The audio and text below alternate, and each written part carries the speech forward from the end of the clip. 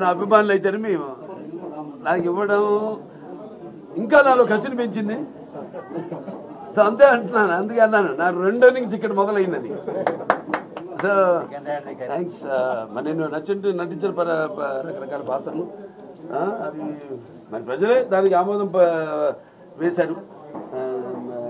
ప్రతి పాత్ర ఒక నాకే నాకు ఛాలెంజ్గా ఉండేది. నాకు ఎవరు ఛాలెంజ్ కాదు, నా పాత్రే నాకు. ప్రతి పాత్ర ఛాలెంజ్ నాకు. ఆ ఛాలెంజ్లో నాకు నేనే అంతకంటాను.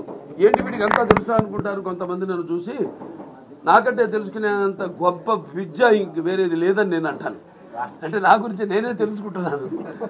సో ఎప్పుడు మనిషి ఒక దాంతో ఒక స్థాయితో తృప్తి పడటం కాదు, ఆ పైన ఇంకా ఇస్తున్నారు అవకాశం. దాన్ని ఇంకా ఎలా మనల్ని మనం పదును పెట్టుకోవాలి అన్న ఒక తపన ఉండాలి.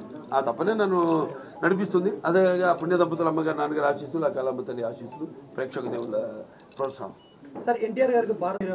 తప్పకుండా అండి, వస్తుంది కూడా.